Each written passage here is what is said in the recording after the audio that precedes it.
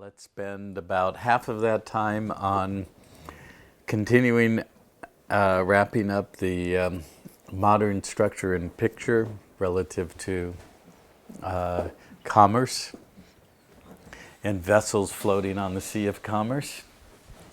And then we'll go to a finale of things.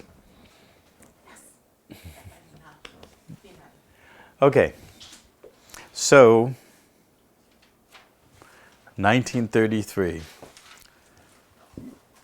a year that has gone down in the history of infamy. Yes.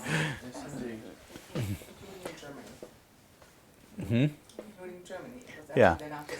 Yeah, well, the interesting thing is 1932, 1933, just coincidentally, all kinds of things are falling into place.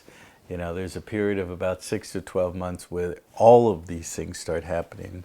1932, 33, as you said, Hitler takes control of Germany, basically. He has the Reichstag fire, which is their false flag 911 type event. The Reichstag is their parliament building. And suddenly one night it starts burning. And so he takes upon himself basically emergency war powers. And FDR does the same thing, but this is the United States, so it's the friendlier, nicer version, you know, because then the United States starts healing itself. Everybody goes on work program and builds the Hoover Dam and all kinds of other things, and but systematically putting all this in place. So during 1933 through 35, all kinds of acts are put into place. As I said, the Securities Acts, the Banking Acts, these are now the reorganization of the bank, the debtor in possession. The IRS starts becoming more prominent. There's different revisions of the IRS code. All of them are called reorganization, the reorganization of 1950. So the IRS code is actually, you know, if you're in Chapter 11 in reorganization or Chapter 13 as an individual, you have to put in a reorganization plan. Isn't that interesting that the IRS code revisions are called reorganization plans? Because the IRS code is the ongoing maintenance of the organization of the debtor in possession. So everything now is brought in under the master corporation of the United States as the debtor in possession and made as corporate subdivisions. Simultaneously, the federal government, the federal entity, adopts the Uniform Commercial Code. And then during the course of the next 30 or so years, coming out of Metro is those uniform acts that I talked about, amongst which, or chief of which, is the Uniform Commercial Code. So all 50 states adopted the Uniform Commercial Code between 1933 and 1965. Of course, as we know, there were 48 states in 1933, and the 2 were added to get that complement of the 50 that I talked about esoterically yesterday. So by 1965, well, before I say that, the other thing that is key to all of this is in 1934-35, the federal government and then all 50 states adopted or it passed what are called Administrative Procedures Acts. Because the Administrative Procedures is the framework by which the administration of the bankruptcy will proceed. And what it did is it moved everything that had the appearance, because it wasn't constitutional at that point anyways, because of what happened in the 1860s and 70s, but it had the appearance of constitutional structure. At this point, they moved everything under the executive, under the administrative procedures, and made the executive, the governors and the president, as CEOs of corporations administering under the rules of reorganization, which is bankruptcy, which is in admiralty law, the ongoing administration of the debtor in possession, which means that in the states and in the federal, the executive, legislative, and judiciary having the appearance of separation of bodies and powers were really all under the executive administrator. Okay, that's why they call each presidency an administration, you know, because he is administering the ongoing maintenance of the bankruptcy. That means the judicial system is nothing more than a system of administration. It is not judicial in actual fact. And in actual fact, every court is a corporation, and it is held by corporate owners. In many cases, the judges are actually the owners of the corporation. So they're just in commerce. So what it really boils down to is if you don't understand commerce, you don't know what is being acted upon you, and you are completely lost. And that's true with most people.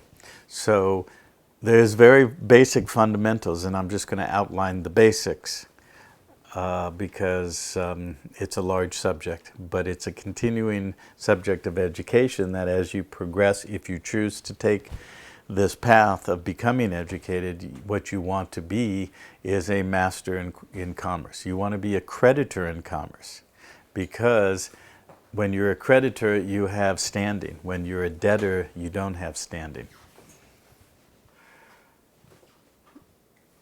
And so that when you go into an administrative court, if you're a debtor, you have no standing.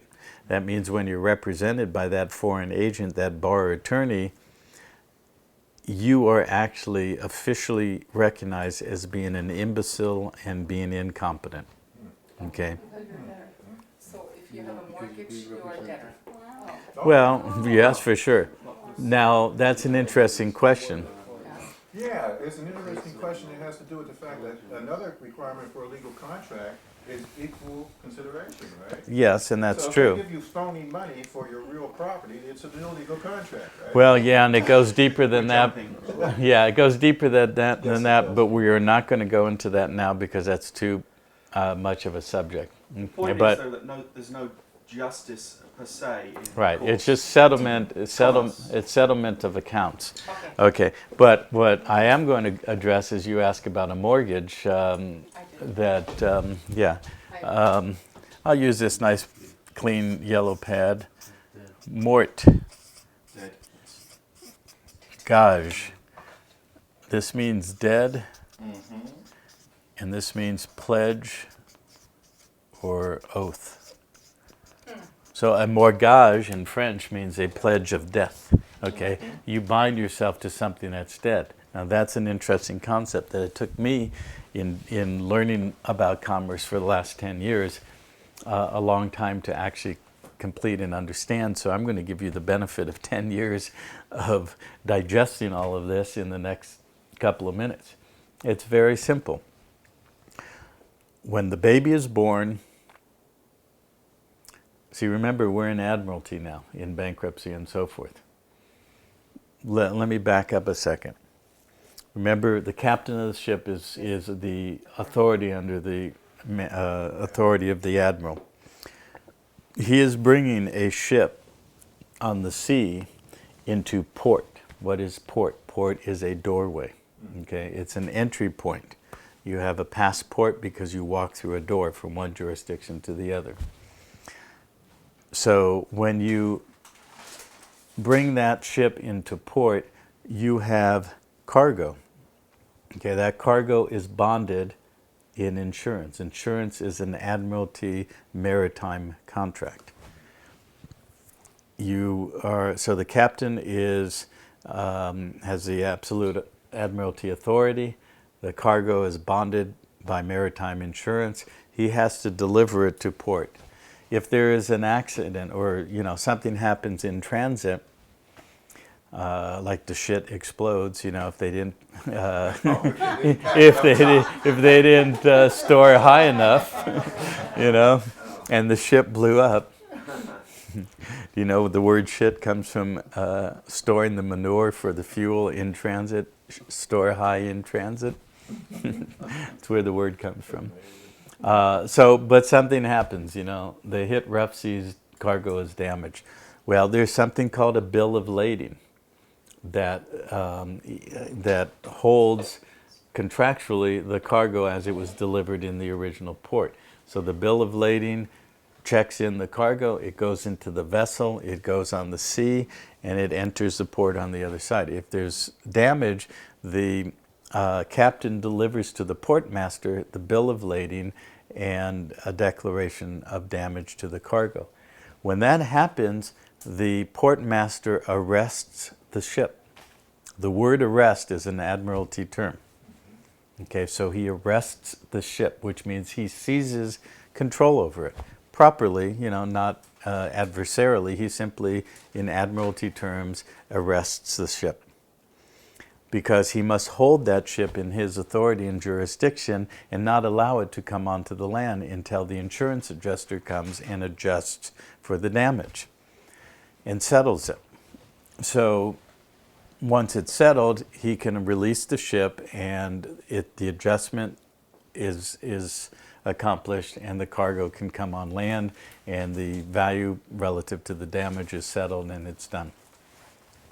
So when that vessel hits port, what does it do? It comes into the dock and it berths, right? These are Admiralty maritime terms. What happens when the berthing vessel, the mother, goes to the hospital under Admiralty jurisdiction, under emergency rules, under the administrative procedures of the executive in control of the collateral chattel property that's going to be bonded and bound by the collateral insurance scheme called Social Securities to underwrite the debt monetization of the collateral property. The mother is the birthing vessel who comes to birth, and the baby, which is new collateral being brought into reality, is received by who? By the doc. So who is bonded and licensed under all of this schematic that I've been outlining. So the doc receives the collateral birthed by the vessel, delivers it to the Secretary of, or the Bureau of Vital Statistics of the state, which is a corporation that has been pledged since the 1930s into this whole scheme as a subdivision corporation, to continue to deliver collateral for the bonding surety of the perpetuation of the debt monetization system. That then is certified under a birth certificate that creates a security instrument to attach to the collateral. How do you like that? And that security instrument is delivered into the trust structure. There's something in this whole schematic called the Depository Trust Corporation, which What is that at? Where is that at? Washington, D.C. and New York City. The one in New York is called the Tower of Power. The town. Yeah. And there's the DTC and there's the DTCC, the Depository Trust Seeding, CEDIN. To seed something is to pass ownership over. So everything that is created under the Securities Acts of the 1930s bonds and binds as a collateral and creates a negotiable piece of paper that's going to be capitalized and held by the true owner, which is the Depository Trust Corporation. So anything that is created as a certificate, a equity share, a debt bond, or a registration instrument and so forth, has value in the sea of commerce. And so all we are is creating this vast amount of paper with everything we do. From the minute now the baby is born, birthing the vessel, the doc, and bonding it with the birth certificate, the Social Security number. Now it's the case that you can't, unless you absolutely know what you're doing, you can't even take the baby out of the hospital unless you attach a Social Security number to it. Okay? Today when babies are born. So, so they immediately receive it, bond it, bind it into the matrix. Okay, just like in the movie The Matrix, all the real living bodies were contained in those solution pods and were attached with all the wires to feed off of the life force, the energy. Okay, and then everybody operated in a world of fiction or illusion, the hologram. And they're all corporations, which are fictions in law. Okay, they're all illusions, but everybody's operating as if they're real. So, and it gets deeper and deeper. And as Alice said, curiouser and curiouser. And remember, it was the Red Queen in Alice in Wonderland who was talking backwards. So, So the money accumulates on my social security number. well, there is no money. Okay, it's just make believe. Okay, what there is a basic T-bar of debits and credits. And in what's called generally accepted accounting principles, everything is a zero-sum game. Okay, this side has to balance with this side and end up with zero. Where you have a balance sheet of assets and liabilities, it has to end up at zero. Correct? So she's talking about the trust, the cestic. Yeah, that's okay. I mean, I was No, just well, wondering- no. You're She's right. I she's mean, talking about. You said about accumulation. Well, yeah, but I don't want to get all into that today Okay, that's because fine, it's very deep and complex, and it'll really confuse more than enlighten. So let's not go there today. But in very simple terms, we are pledged as the bonded collateral. Back to that original thing I talked about yesterday, religion, to bond again, to bind again, to this ultimate goal of creating the law of the king and the priest, or the line of the king and the priest, land and law. Here is the line of the priest. The Hudson Bay Company down to Metro, creating uniform commercial code rules that are going to apply to how things in commerce are operated relative to delivery of goods, warehousing of collateral, warehousing of inventory, settlement of accounts, securitization, settlement of obligations and or things like judgments and so forth. So what it really boils down to is that everything in the system is commercial. In fact, by 1966, Congress passed an act called the Federal Tax Lien Registration Act. And on page 3722 of that act, there is a statement which essentially, it may not be verbatim, but essentially says, henceforward, all matters pertaining to taxation and monetary policy shall be under the purview of the Uniform Commercial Code. Why 1966? Because by 1965, two things were accomplished. They took all the silver coin out of circulation, and all 50 states had adopted the UCC. So now there is nothing left. There's only legal tender, and tender is a commercial term. Okay? When you tender a payment or tender something as payment, it's an act in commerce. And in commerce is a very simple formula: offer and acceptance. Then there is variables on the side of acceptance, which has to do with either two other simple things: staying in honor in commerce or going into dishonor. So what we always want to do is be in honor in commerce. For one thing, that's why they use the phrase for the judge, your honor. It puts him in honor, it puts us in dishonor. So we never call the judge your honor.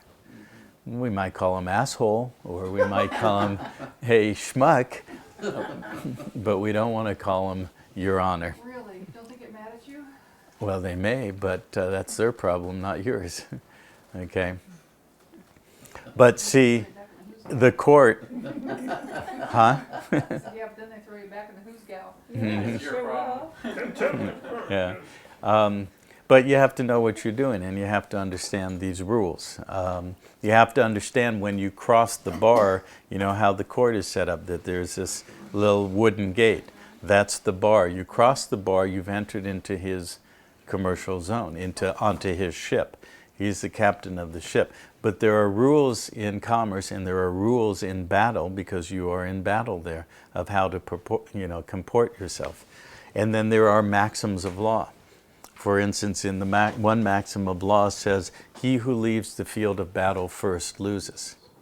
So when you engage a process in commerce, you never want to leave the field until you conclude your business. So, and that's these are just basics. We don't have time to go into that, but simply stated that, remember I talked about the myth of Isis claiming Ra or Re's power, Amun-Re or Marduk-Re's power by capturing his name, because that is who we are. That's our unique signature. It's like when Richard shows the pictures of the orbs. There's a dot of red, which is the unique resonance or unique sound quality tone of the signature, because sound precedes the light. Light is secondary manifestation, because we are pure resonance, pure sound. And we've been tricked into the illusion of light. That's why the light is the processing center. And I'm going to get into that in the last phase of things. But so when we say our name, we are speaking our unique sonic signature. And so that myth of Isis and capturing the power of Amun-Ra or Marduk-Ra was capturing his name. The same thing applies in court. When you go into court, they want you to identify your name. But what they're looking at on their piece of paper is an all capital letter name, which is the straw man that's been created as a type of a trust in their system that I've been describing. So if you'll notice, if you look on any legal document, a notice from the IRS, a traffic ticket, a tax bill, a utility bill, anything, your name is always in capital letters. Now there's something in the United States government called the Government Style Manual. You can order it from the government printing office. And it tells you precisely the rules of language and English grammar that will be followed in any and all documents issued by the government under the administrative rules of everything I just described. You will only find one place in there that describes the use of an all capital letters name. It's the name of a vessel. It's the name of a ship. Okay, USS Enterprise or the USS Lollipop. Why are the ships usually, if they give them a proper name, they're always women? That's true. Because it's a birthing vessel. Birthing. Mm-hmm. So when the straw man is created, it's an alter ego. It's a fiction in commerce attached to the birth certificate that's going to be bonded and insured by the Social Security construction, which is the insurance underwriting the commercial paper, which are debt obligations called Federal Reserve notes. And and it is a vessel in commerce, a vessel that the foreign agents, the bar attorneys, under letters of marque can board to capture under letters of marque and reprisal that I described earlier, to capture the booty, rape and pillage and take what they want. So everything is pledged collateral. That's why the medical pharmaceutical industries, which represent now about 1/6 of the U.S. economy, and they require a conformity to the actuarial tables that say how many of these collateral chattel vessels must die at any given stage along the way. So there is required a standardization of death and dying. And that's what the FDA and the AMA and APA and the ADA, all these agencies are required to do, maintain the death industry. You know, that's why it's all about death, a pledge of death. Because when they create that alter ego, that vessel in commerce, the straw man, all capital letters name, it is actually considered, remember, all of that is in the civil body, the civitas. Okay, and the surety is granted limited privileges, civil rights, right? But the entity, the civil entity, is actually, upon delivery, declared dead. Okay, it's civilly dead. It goes back to the Sestakay Act, 1666, which Right. said if you didn't claim it back within 7 years, Right, it was deemed as lost at sea. right, You had to claim your name, right. otherwise it was lost at sea. So, yeah, what he's talking about is something called a Sestakay V trust.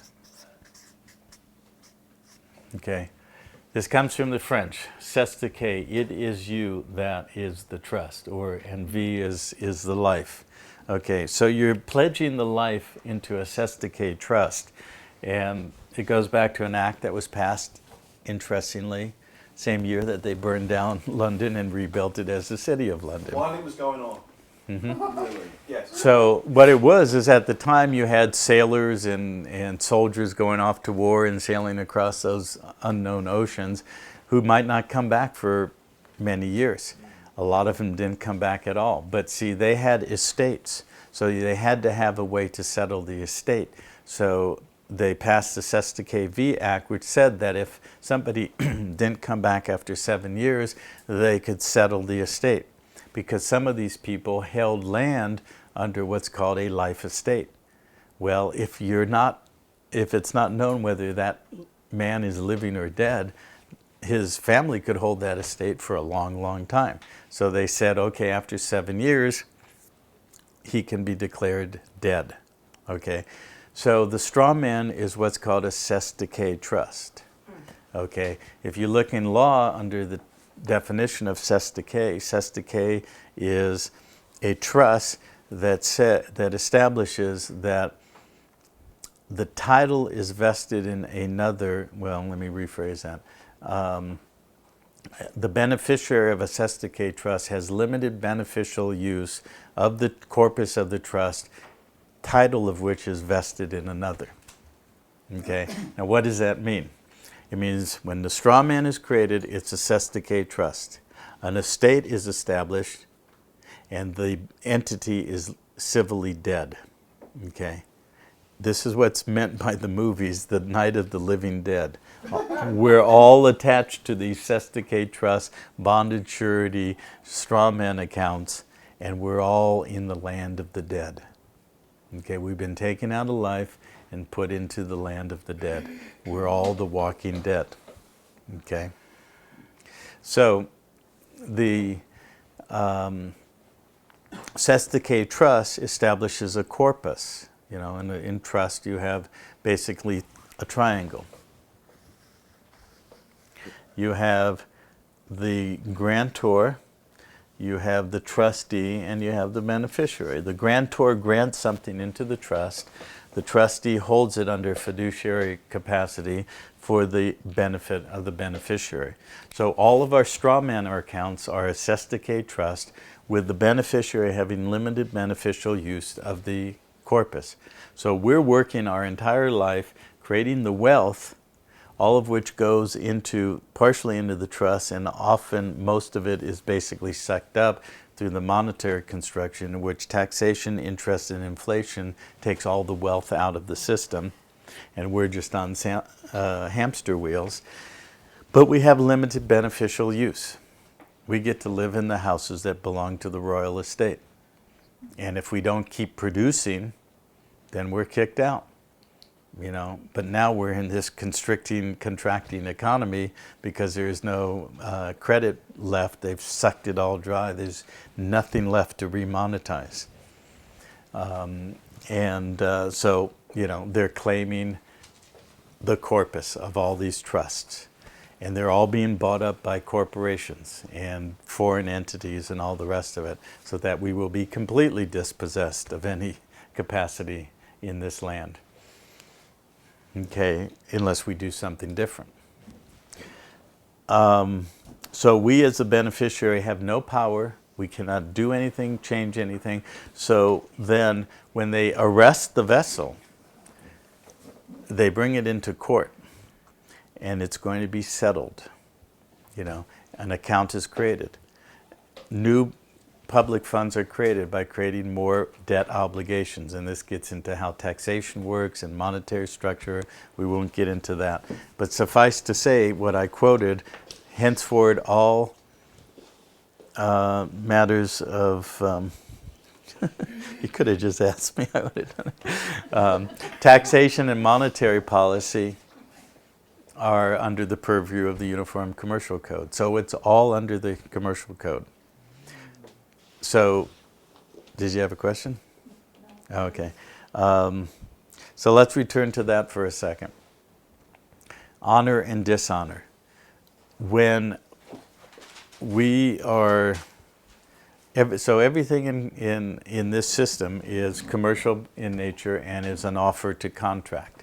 Those contracts create new public funds. It expands the public fund system by creating new monetized debt and creating more current to circulate. And when we have to go into court, of course, and we're as the capacitors that have been short-circuited, as we talked about yesterday, we bring our energetic charge that they will get us to discharge, okay, which is simply a debit and credit. They create a charge on one side, it has to be settled on the other, okay? When you're a debtor, you're over here, you have nothing, you're a beneficiary, you have no power. They're on this side. But we can turn it around and become the creditor. And they get very, very confused when we do. Yeah, because they're as ignorant. Yes. They're as ignorant, like I said earlier, you know, that whole lower strata, you know, they're as dazed and confused. And, you know, for one thing, because they're used to getting their way, you know, and they ain't getting their way as much anymore, and it's starting to shift. And they're starting to realize that they can't stand behind their bonds of limited liability. For one thing, they're completely bankrupt. There is no, you know, most of their bonds don't even exist, and that's, of course, another story. But let's get back to honor and dishonor. So if I present you with a commercial presentment, which is an offer to contract, you have two choices. You can honor it or dishonor it. You have three ways to honor and 2 ways to dishonor. You can accept it completely. So if I'm a plumber and I give you a bill for $200 because I did work, you accept it and you return it, you pay it, okay? But let's say I'm a plumber and I give you a bill for $25,000 and you say, I want to stay in honor, so I'm going to conditionally accept it subject to your proving your claim, which means you have to come with oral or written testimony and documentation and proof that I owe you $25,000. If I can't prove it under rules of commerce, I can reverse the role. Because if I'm in honor and I send it back to you under a conditional acceptance subject to your proof of claim, you now must either stay in honor or go in dishonor. And if you go in dishonor, I can close the account. And basically settle it without having to pay it. And the third way? That is very interesting. The third thing to stay in honor is to refuse it without dishonor because of some material defect. Because if I send you a check as a settlement of a obligation or a contract and it doesn't have a signature, it has a material defect, right? So I can send it back, refuse for cause. Refuse for cause is the right. Okay, refuse for cause, the cause being a material defect without dishonor. And in commerce, there's a rule called T plus 72, which means 72 hours. You have 3 days, 72 hours upon receipt or presentment to settle it in one of those three ways.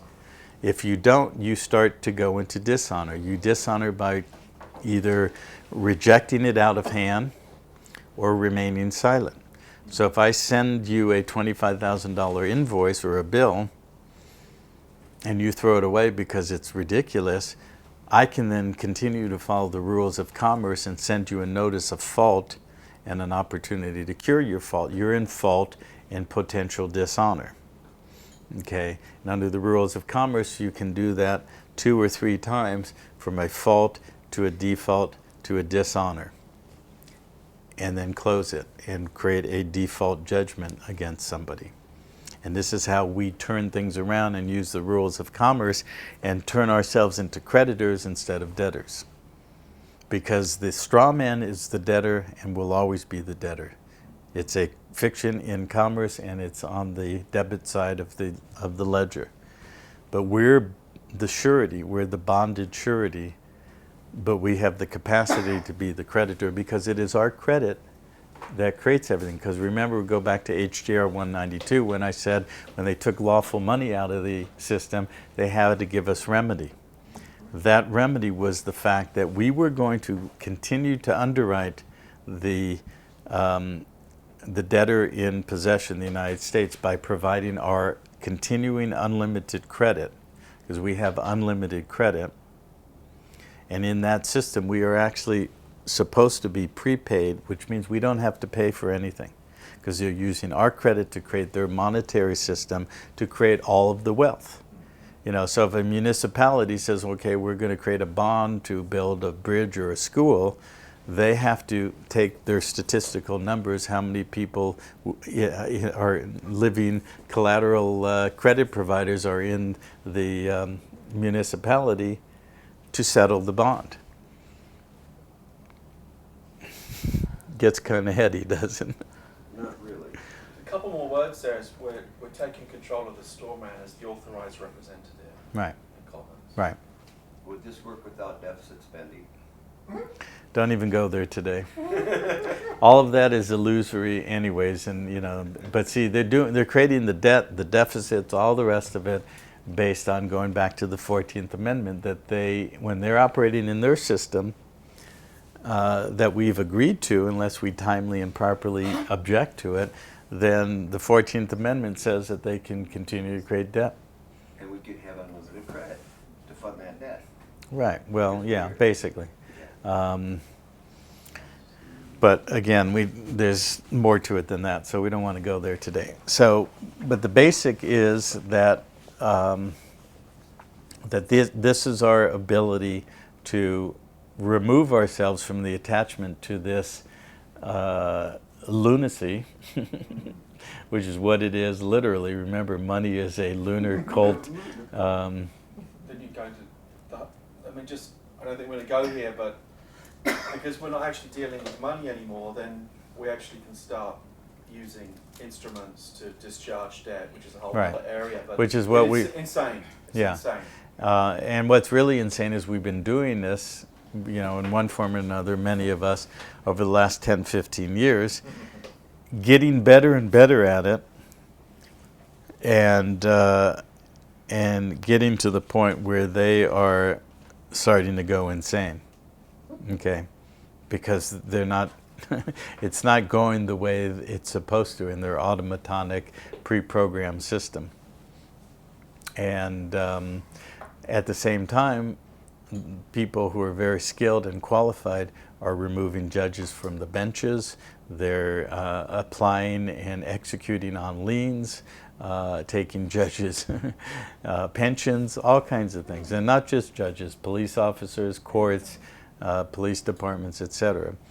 But you know, it's coming to a critical mass. Let's just say that. And basically, the bottom line is the jig is up. They've been found out. They can only operate in the darkness of their hidden agenda. That hidden agenda has been virtually totally exposed. And it's only a matter of time before it implodes and collapses on itself.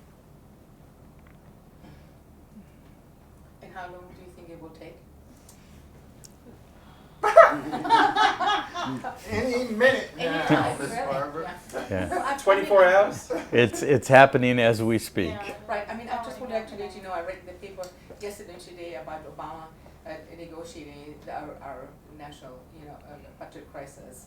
So there's a whole newspaper article in the LA Times yesterday, today, and the AV press. I mean, you can read it. There's entire straits repeatedly. And they, so I'm just asking you, how long Yeah. will this take? Because repeatedly, I'm thinking now while you speak, You is talk- it collapsing any moment?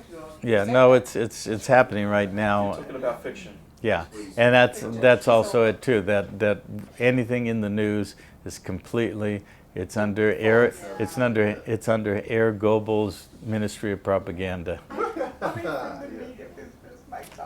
Did you say air global or? Air Goebbels, HERRGOEBBELS, Adolf Hitler's Minister of Propaganda, who said, my German pronunciation is not as good as hers, who said that if you say a lie often enough, it becomes accepted as Yes. truth. Mhm. Okay, Yes. so remember what I said under Operation Paperclip, all these Nazi scientists and propagandists and so forth, a few token ones were hung at the Nuremberg trials, but most of them escaped to Argentina and otherwise, or were smuggled into U.S. or into Russia, and then they created the Cold War and the nuclear stuff and all the rest of it.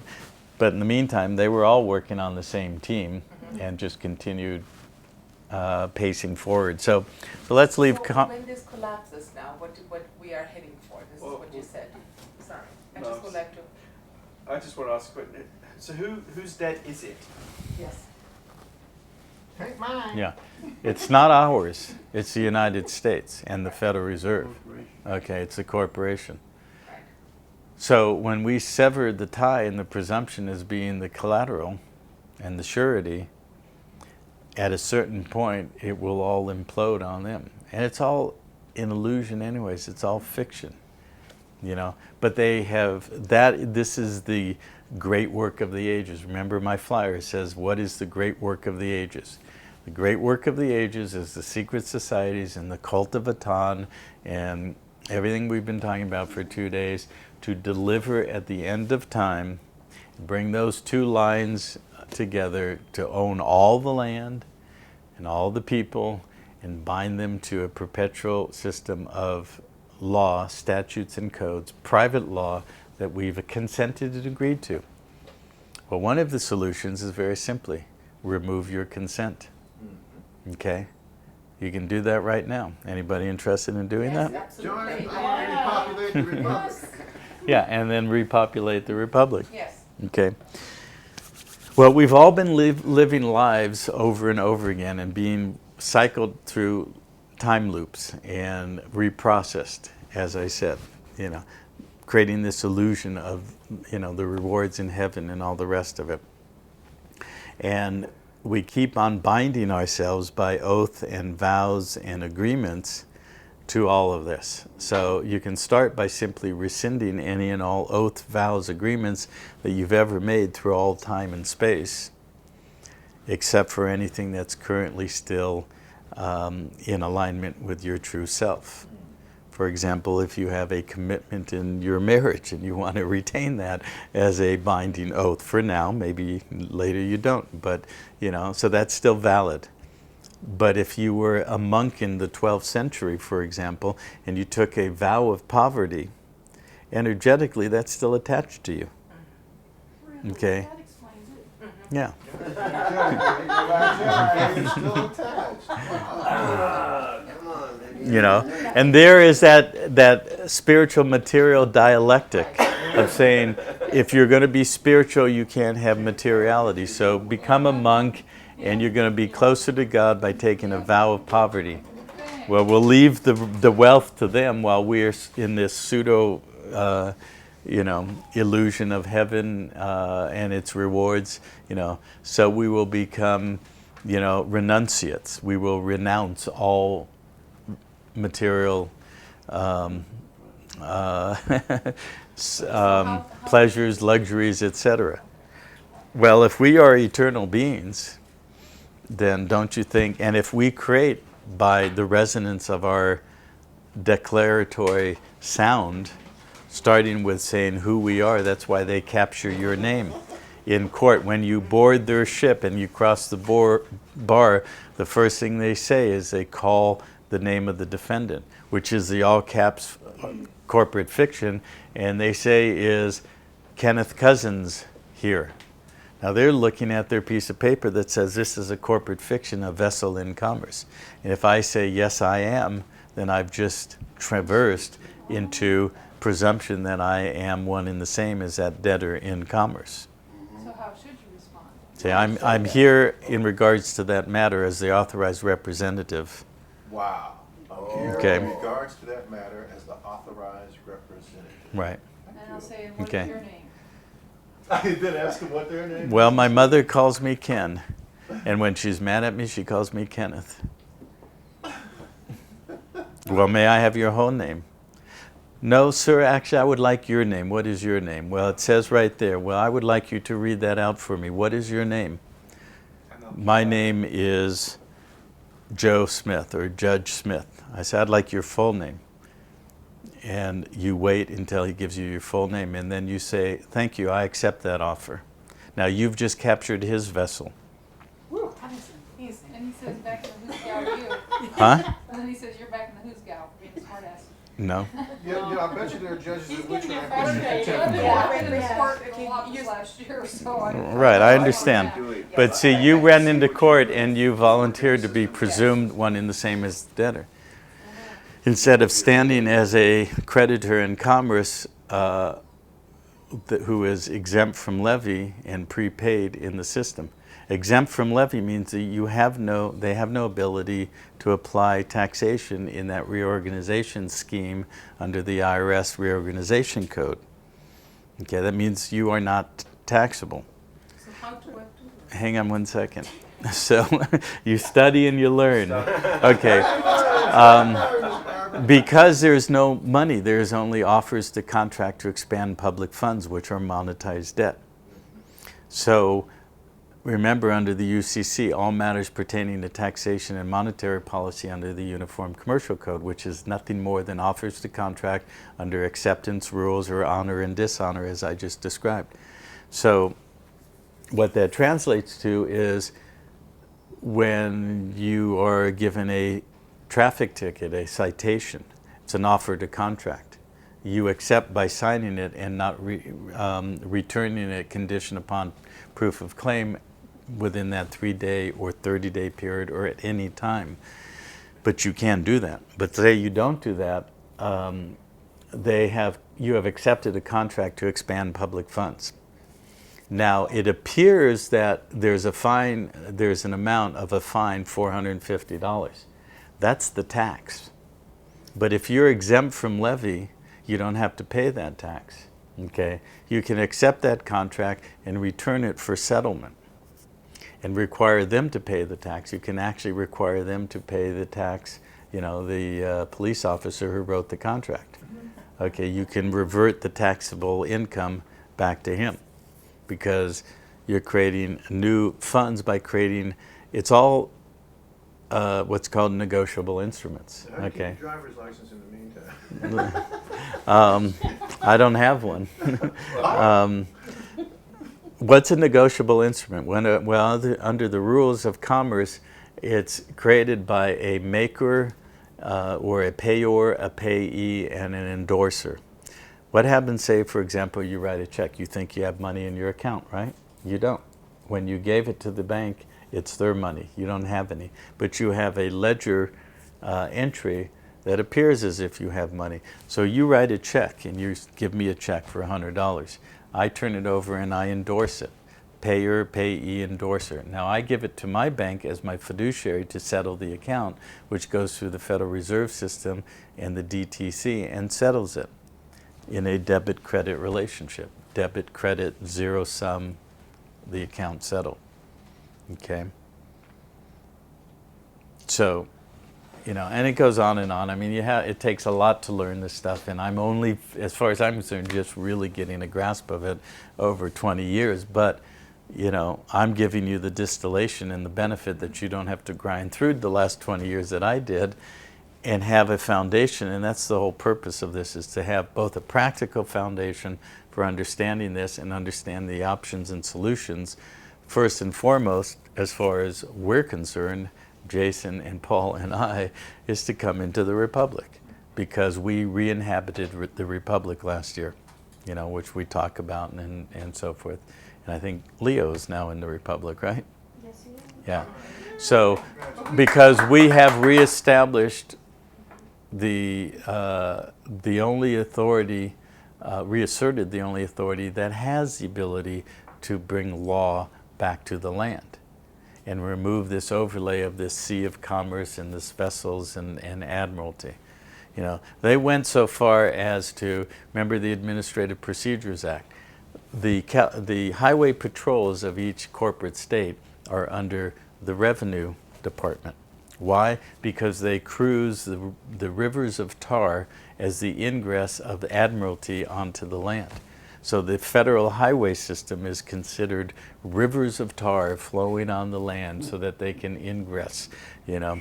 And there's all kinds of court cases of when they allowed admiralty to come inland on the Mississippi River and certain things in the 1800s, you know. And then the Navy sent climbers up to every peak on the continent and put plaques at the top of the peak, and it said high water mark, you know, so that they could say, because at one time, remember I talked about the planet was smaller and then it expanded and then it created the ocean. So, you know, at one time all the land was underwater, you know. So at one time that was the high water mark, because you can go up to these mountain peaks and you can find, you know, marine shells and stuff like that.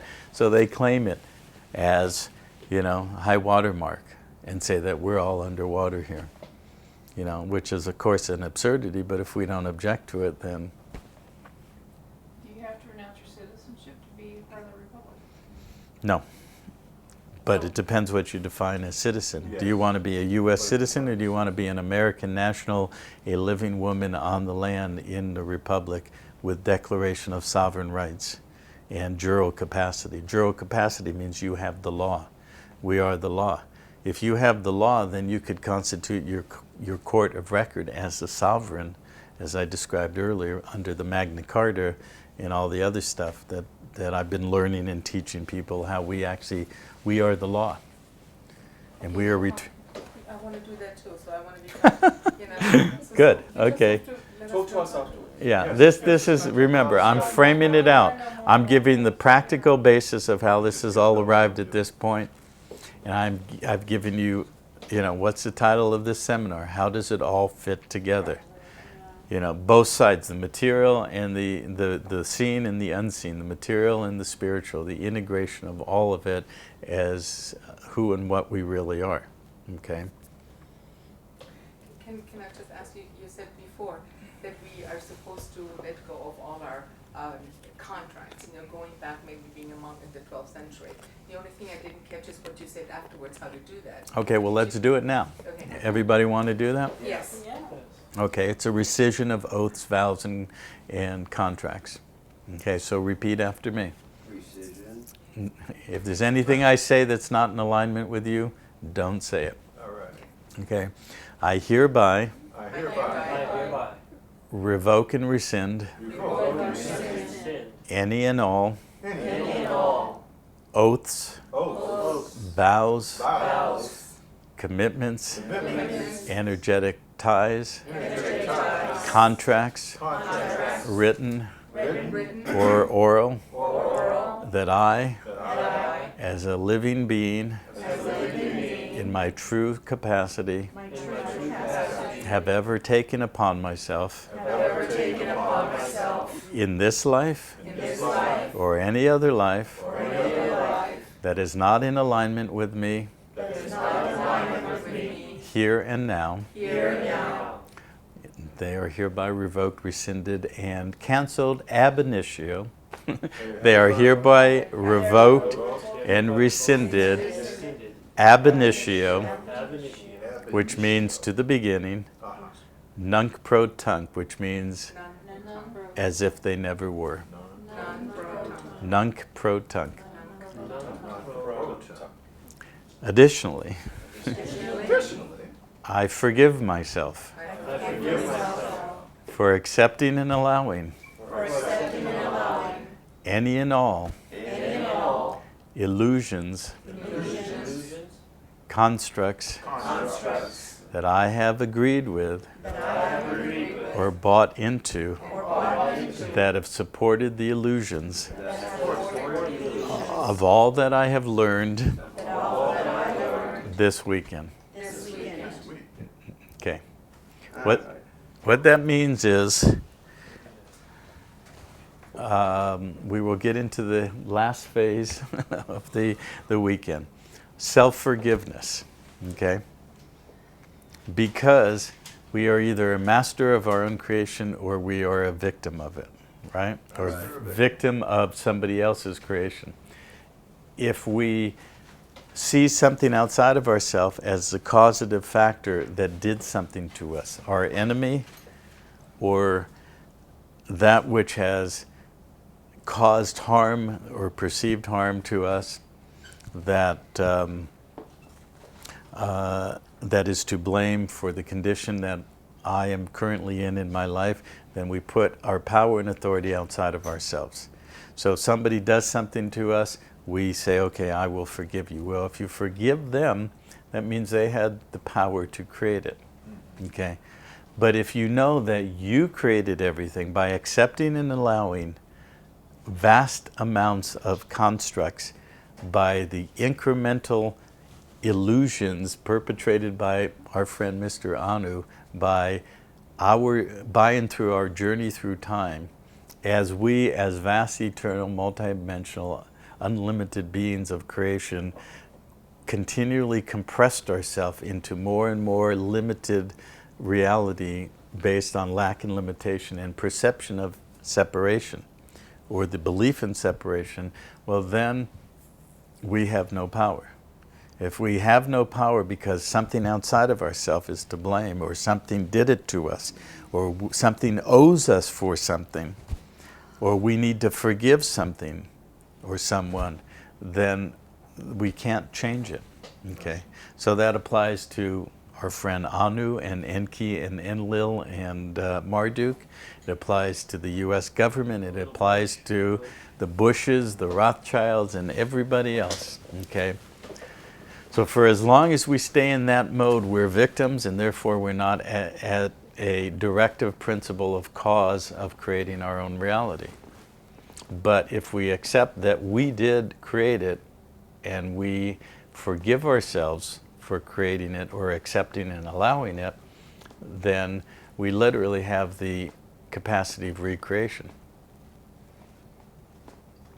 So let's roll our sleeves up, fix it right here, and hang around for a while. Well, yeah. But it's going to take a little bit of time because we have to face all the manifested consequences of everything we've accepted and allowed, including the entire condition of this planet. So You know? let's fix the sinking ship. Well, yeah. And it's going to take a while. Make it fun, Jeff. Let's make it a top cabin. You have to starts forgive here. and accept Yes, yourself, yeah. and then forgive and accept Right. everyone. You know, so that's where my fundamental So we have to forgive ourselves. challenge to the Christian construct is, Yeah. because they believe that there's something outside of them that's going to save them, that you have to contract to this whole construct of God or Yahweh or Jesus or what have you. You know, now that's a different, you know, like I said earlier, that heartfelt passion for something that's pure and whole and good and etc. I mean, I don't, you know, have any problem with that. Many Christians have that. Others use the Christian calling card for their way of lying, cheating, and stealing, and justifying, well, I'm a Christian, so I'm already saved, and I'll go up to heaven with Jesus, so I can do anything I want. You know, it's built into the Catholic Church. You know, I can do anything I want as long as I get absolution on my deathbed, and the priest takes it away from me. You know. And so I can do whatever in service to God and be absolved of my sins at the end. Okay?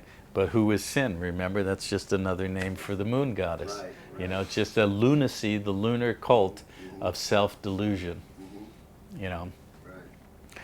So as we saw, you know, the origin of the name Jesus comes from Esu or Essa, and there are many variations, including Zeus and Jesus and Jesus and all the rest of it, going back tens of thousands of years before any of this happened. Of course, they will say, the Christians will say, that's because it was heralding the coming and the advent of, you know. I say no, turn it around. It's because of that pre-programmed template that continued to be downloaded and prepping it to the end point, which was already determined from the beginning. Okay, but the same applies to Islam and Hindu and even the Buddhists, because I have a friend. Yep. Yes. Because, you know, I have a friend who's really into Buddhism, and I've been a certain kind, I don't even know which kind, but it comes out of Japan, and recently I got it from him. He sends out these weekly things for meditation events he has at his house, and about a month ago he sent this description out that they chant to the such and such Buddha to take their karma away. Well, what's the difference? Sin, karma, it's the same thing. The sad Yeah. thing is that like many religions though, when it goes through great distance over great time, it changes. Consider the fact that Well, of course. Buddha at first founded the religion on principles of non-materiality. And then by the time it gets to Japan... Okay, but 3,000 look at miles, that. 2,000 Principles of years later. non-materiality. Once again, it's like the fundamental is teaching you to get off the wheel of karma so you can get out of materiality. Okay, that's the same as the renunciate who takes a vow of poverty and leaves the wealth and the abundance that is our inheritance and our birthright to those who would say they own it through this whole system I've just described. Okay, so there's more. Yeah, but who wants to detach from it? This is material and this is my gift of life. So why not embody it fully, ground in? You asked earlier, how do we ground? You Yes. just answered it for yourself. You ground by being in your body, not by renouncing it. Right. Okay? Because what is the ultimate renunciation of the whole thing we're talking about? The vilifying of the feminine principle, you know, saying that, you know, the horns of the devil or the, you know, the morning star and the evening star that I grafted out, agree with all you know, you said. etc. So I was just how making do the we point. ground? How do we come into our body? First of all, recognize that we're in a mind consciousness construct that is illusory in nature, that has built this whole fabricated illusion, corporate fiction, the whole thing. Got it. Now, we're going to take a break, and then I'm going to give you the second punchline that Barbara has wanted, okay? You all ready for it? Yes, I am. Sounds good. Okay, so let's take a break, and then we'll come back for the last round.